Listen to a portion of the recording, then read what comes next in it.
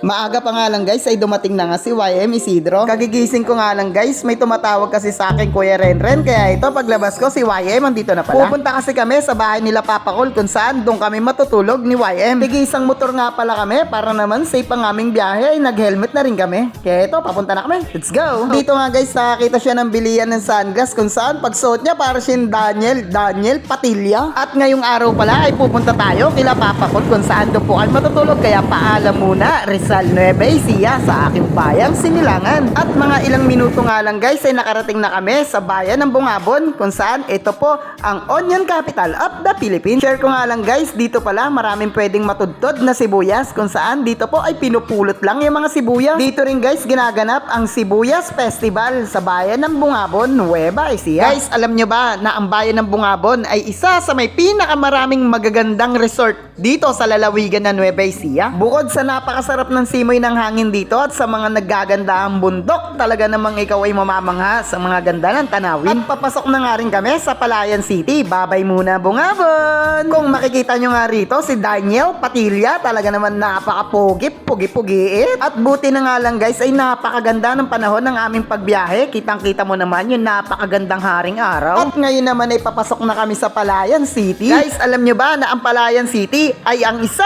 sa may pinakamaliwanag na national road dito po sa lalawigan ng Nueva Ecija. Dahil sa mga naglalakasang ilaw na nakaposte nga dyan, talaga namang ginasusan ito ng kanilang mayor. Kaya napakaliwanag ng Palayan City. Kaya naman shoutout po sa lahat ng mga taga Palayan City. Kita-kits po tayo dyan sa susunod at pipitik po ako sa inyong piyesta. Dito nga guys sa kanilang perya, talaga naman makikita mo yung mga rides at ito'y gumagana na hapon pa lamang. Kaya kasarap pagmasdan pag ganito, kitang-kita mo yung liwanag ng araw na palubog. At dito nga rin guys sa kanilang night market, ang dami pong masasarap na pagkain. Talaga namang ikay matatakam ang paglalaway rito. At dahil piyesta nga dito sa Palayan City ay talagang ang daming aktibidad. Kaya shoutout po sa kanilang mayora. Talaga naman napakabait at napakaganda pa. Kaya naman shoutout sa napakasipag, napakabait at napakaganda ng kanilang mayora, si Mayora Vian Cuevas. At dito nga rin po pala matatagpuan ang Kapitolyo ng Nueva Ecija sa Palayan City. Dahil nga piyesta dito sa Palayan City, makikita mo sa Gedli, yung nagmo-motocross, ang daming ang tao dyan eh,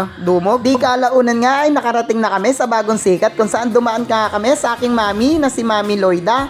Paskwa, Sabado, kung saan binigyan ko siya ng malunggay. Pero hindi isang pirase, marami yan guys. Pakunwari lang yan.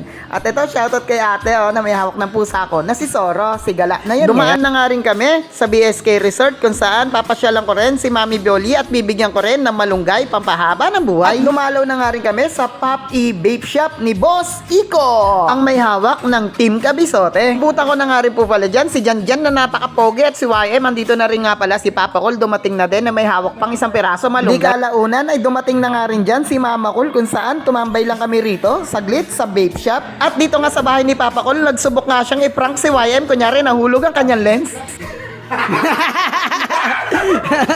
Alam mo, ayun na, gulat. At nang nakita nga ni Papa Col, ang dalang alamang ni YM Isidro ay talagang hindi na siya mapakali at gusto niya na itong tikman. At sa sobrang takam nga ni Papa Col ay hindi na siya nakatiis. Talaga naman nagbalat na siya ng singkamas at unang kagat, ang sarap lahat. Wala kami kalahati, 3/4 na inakain. Wala sa ano, masahin Papa Col sa singkamas ni alamang ni YM. Alamang, hindi yung singkamas. Hindi masarap. Hindi masarap? Ang lasa. Totoo ba? Tingnan. Ano, naubos? Wala pa rin? Kulang yan. Oh, stop, man.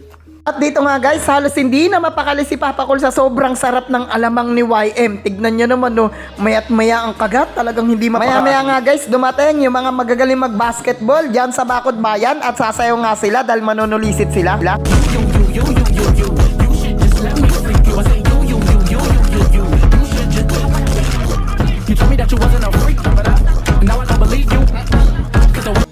Kaya naman eto guys, nagbigay na rin ako at nagambag kahit 100 lamang. At dito nga naamoy nila yung alamang na napakasarap at kumain na din nga sila dyan. At dito nga guys, sa sobrang pagod ni YM Isidro, talaga namang siya ay nakatulog habang nag-e-edit. Sabi nga, ang batang masipag, paglaki, pagod. Dito nga guys, meron pa siyang ka-video call. Uy, sino kayo'y ka-video call nito? Agay, ikaw YM ha. Dahil nga, alas 3 na madaling araw, si Mama Col, beauty rest muna. Smile Mama Col. Dito nga guys, si YM ay naalimpungatan. Kaya hanggang dito na lang, let's go!